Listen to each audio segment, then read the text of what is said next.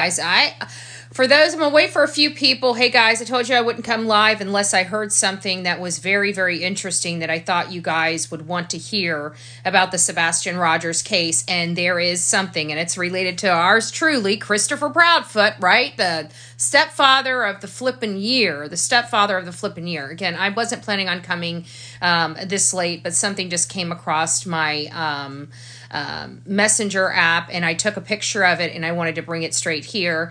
This is Sebastian Rogers. For those that don't know his story, he's a 15-year-old old autistic boy that disappeared from Hendersonville, Tennessee.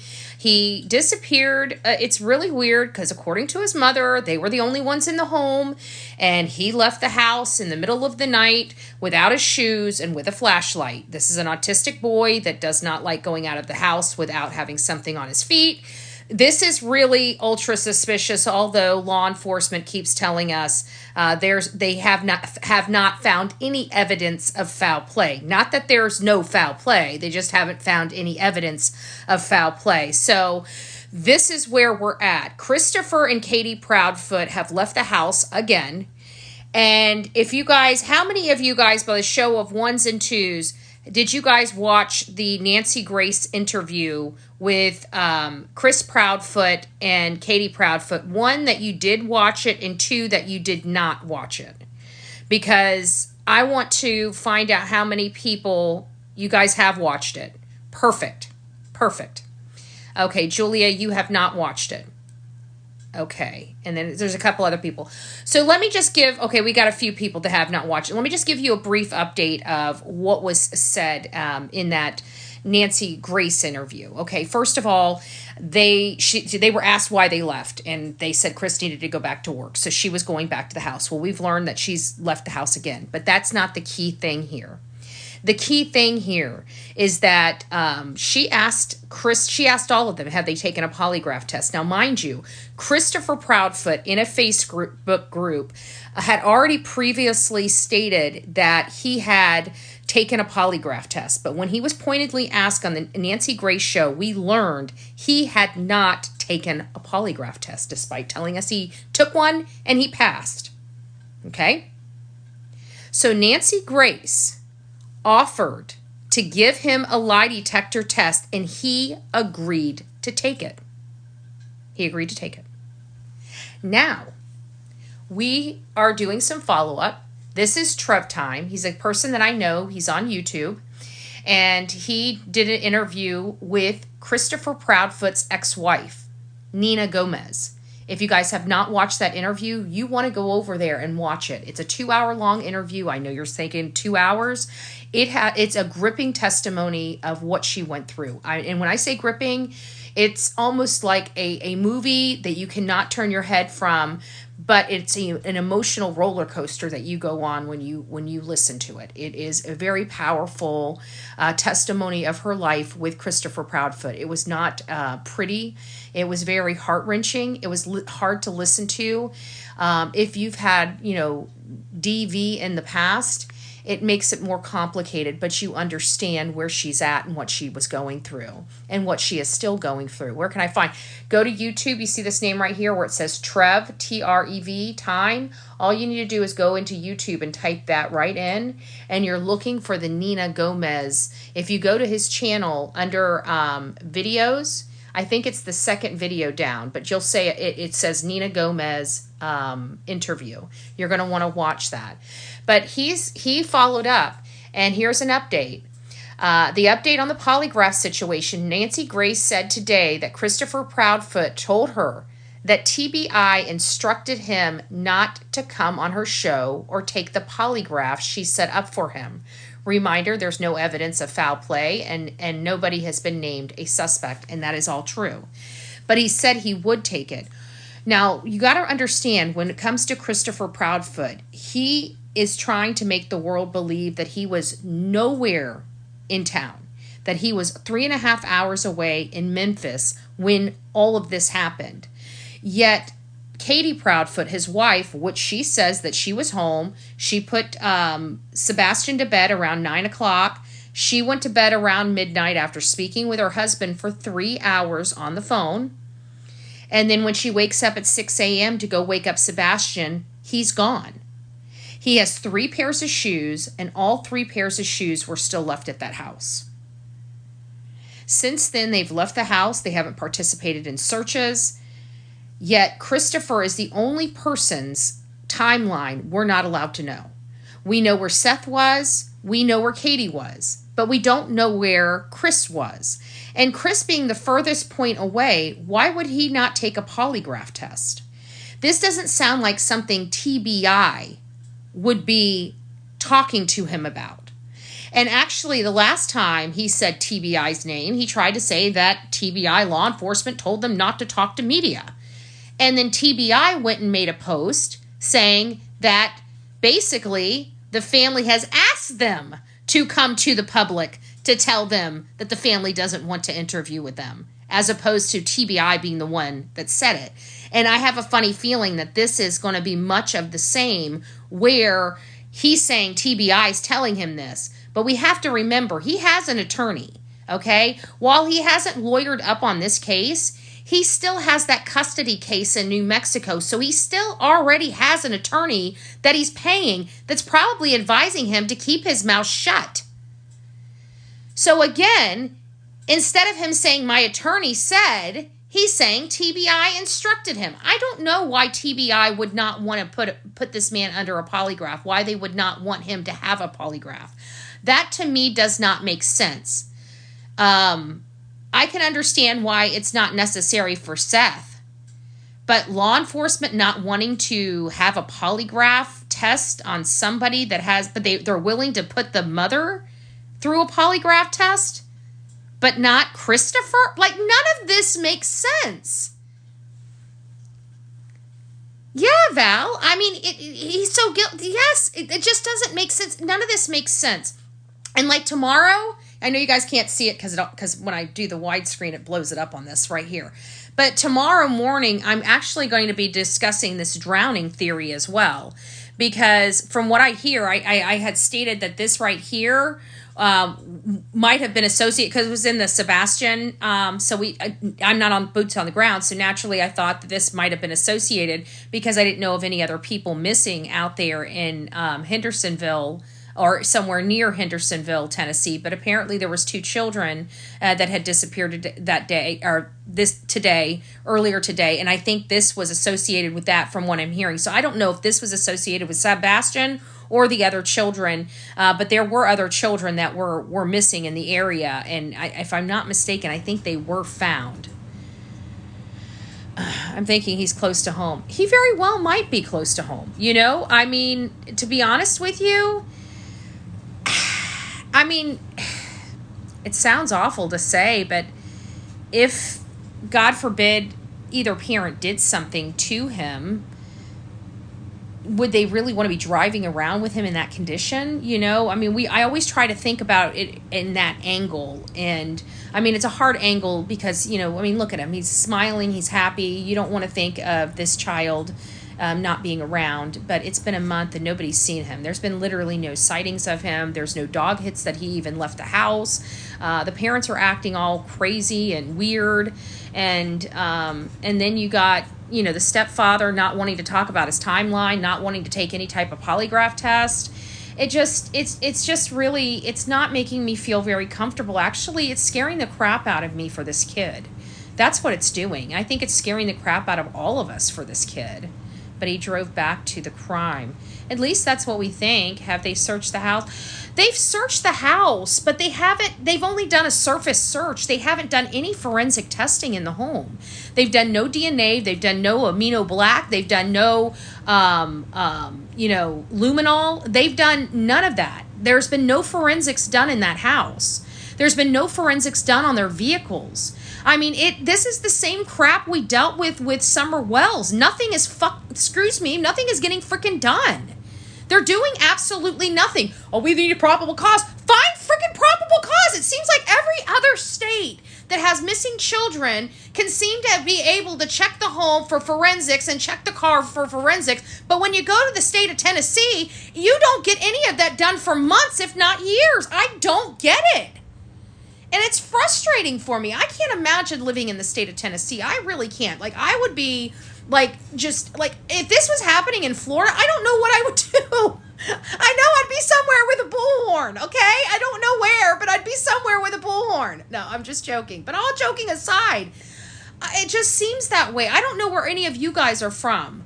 I really don't. But I can guarantee just about every single one of us have had people, children disappear in our state at minimum, if not in our own community.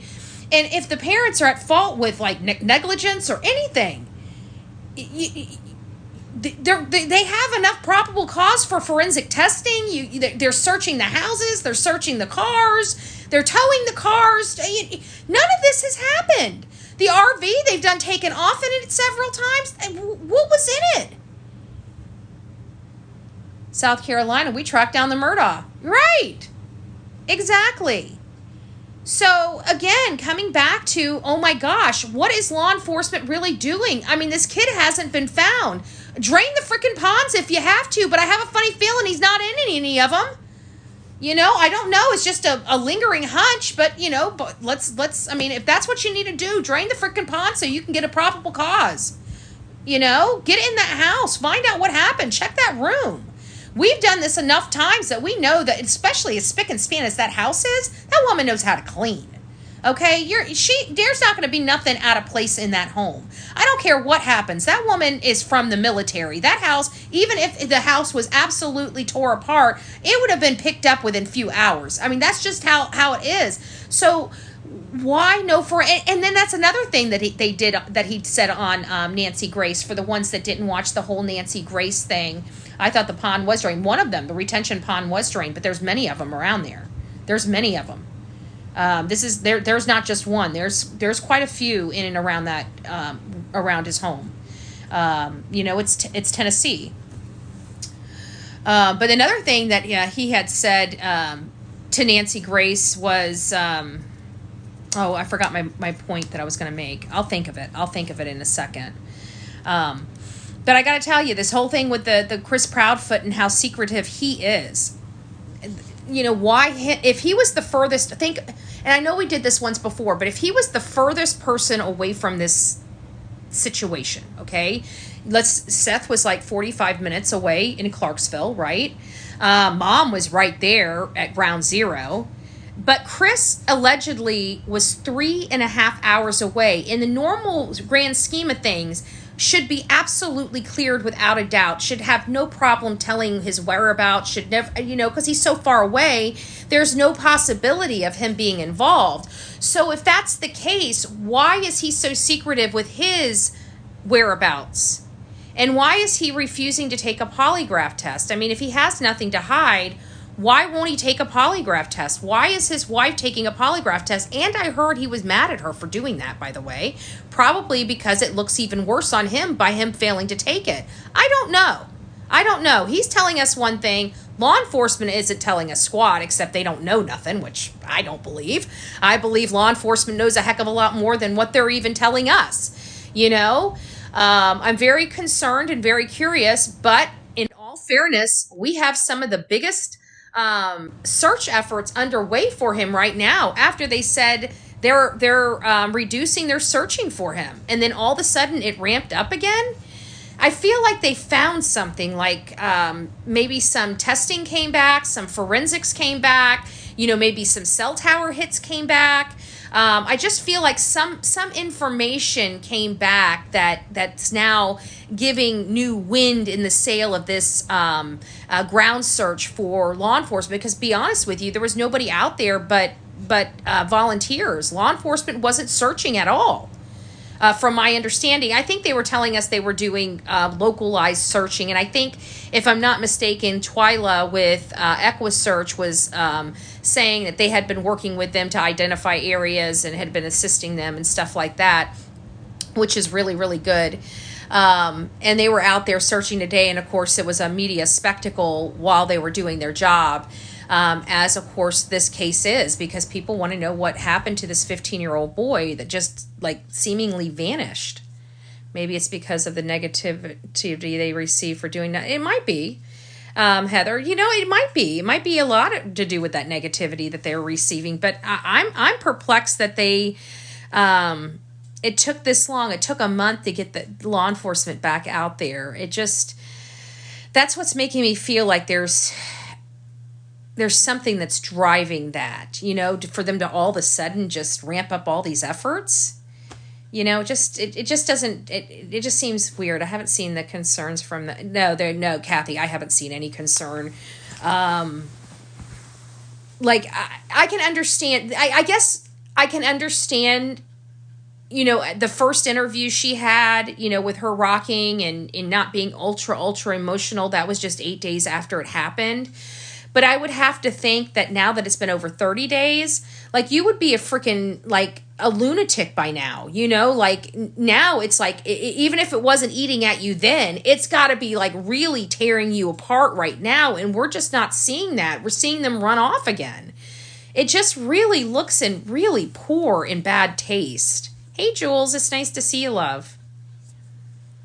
Right. I would be a nutcase too. It would be like you look at, I have to keep going back to Riley Strain's mom, look at her and how fearful she was and how uncontrollable she was. Do you think she wanted to be in front of all these people crying and so ultra emotional? Of course not. She couldn't control it. Her son was gone. She didn't know where he was, but she knew wherever he was, something bad had happened. And that idea terrified her. And it was all over her face. It was all over her body language. It was all over everything. She was literally fearful of the outcome of this. And her worst nightmare came true. And so you see this woman that just wants a moment, just that split second to tell her son that she loves her. And you see how grieving of a mother she is because she didn't know where her son was. And she was not leaving Nashville without her boy going back to Missouri with her. She wasn't leaving without her boy. And then we've got a woman that just can't wait to get away from her boy. He's gone. And she still can't run far enough away. It's like polar opposites. I feel like I'm in a twilight zone when it comes to the Sebastian Rogers case. I really did not expect it to turn out like this at all. I really, when it first came out, I was skeptical. I naturally side-eye any parent that has a missing child. It's just part of the job. I mean, we see such horrible parents that it's hard not to just immediately side-eye the parents. But, if we side-eyed every parent and just stopped there, we wouldn't find the innocent ones versus the guilty ones. So we dig in deeper. And of course, I was really hopeful when the behavior panel had come out and had said, that they felt like these parents had nothing to do with it. And I'm like, okay, well, that's not what I was getting from their interview, that first interview with the green shirt. I didn't get that. And everything that they excused away, it was like I was saying that that's the reason why I feel that they're guilty. And I didn't quite understand that. So I thought, they're professionals. I'll back off. Let me just see where some of this stuff plays out. So I was being a very fair, impartial, just center of the road with all of my commentary related to the situation until I saw Seth out there and the mom and dad not helping. And I still was not there yet until they were out at that food. And it was like when they went out to the food after they had just told everybody that they could not go out search because law enforcement told them to stay their butt home, and here their butts outside, but their butt's not outside searching for their son. It's outside stuffing their face. I'm like, okay. And literally the very next day they get into their RV and kick rocks. And that was it. After that right there, that was when my whole demeanor about Chris and Katie thoroughly changed to the point that I was like, okay, enough's enough. You can't ignore this anymore. You really just can't ignore these huge, massive red flags and these bells just dinging all over the place. And that's it. And from that point forward, I've been side-eyeing them. I've been, kind of looking at them. I even set out there and said, look, I'm coming out there. I'm going to be searching. I'd like you guys to be side by side searching with all of us out there. And they're gone. They're gone. Their son is medically needy. He has autism. They have no idea where he's at, and they just left. Not once, but twice. How is that okay? I don't know how that would be okay for a normal person. I don't know how they think that behavior is justified behavior in a situation like this. It's not. And I feel so horrible for Seth because it just doesn't look or feel right. I mean, right? I know that you guys are all feeling this because we're all here. I mean, shoot, it's like 8:30. We've got almost 300 people in the chat right now, and people are all sitting here, scratching their head and wondering what in the F. Like, he said he was going to take this polygraph test. Name the date and time. Remember that? Name the date. Just give me the date and time. I'll be there. Now it's, I can't do it. We knew that was coming. Did they have insurance policy on him? I heard that, I heard that Sebastian had an insurance policy that maybe Seth had taken out. I think it was like maybe one of those Gerber policies. But I don't know. We don't know. I don't know I'm going off of rumors, so don't take anything related to this fact because I really don't know.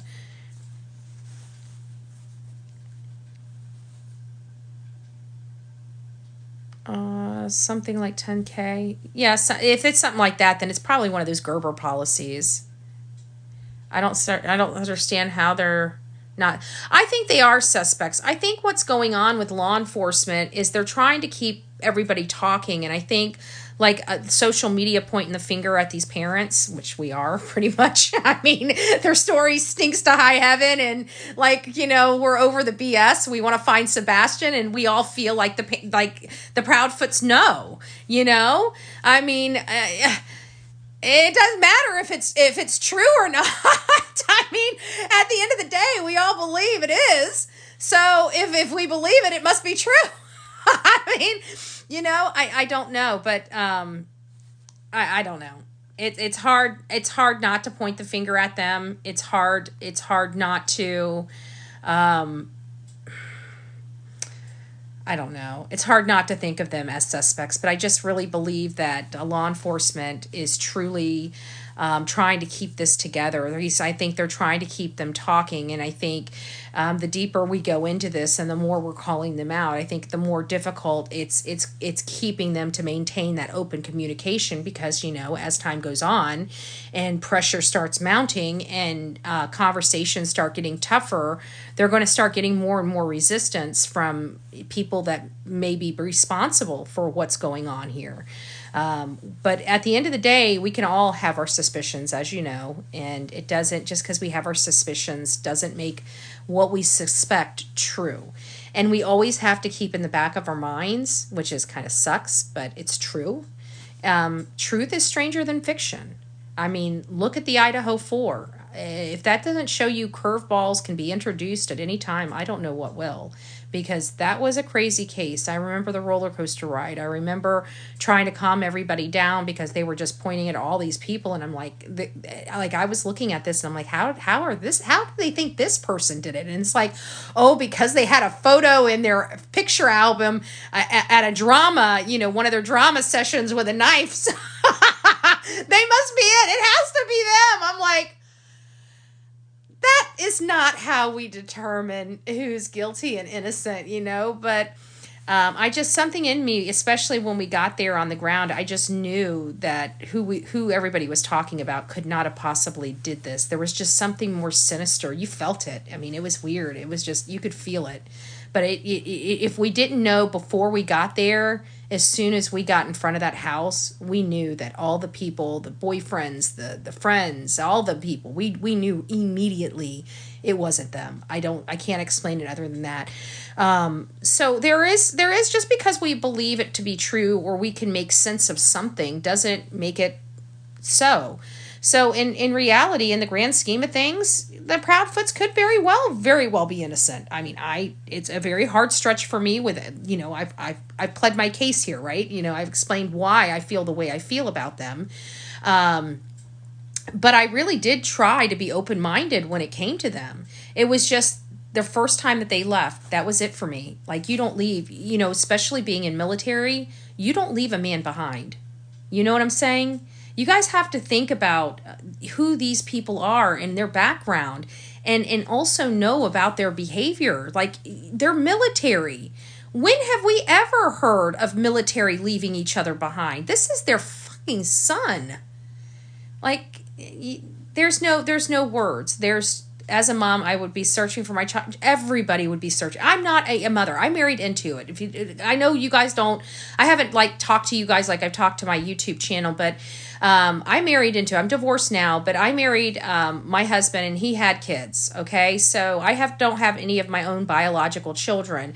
And when I married my husband, he already had one 6-month-old grandchild. So all of the grandchildren that have been had since then, they know me and only me as grandma. You know what I'm saying?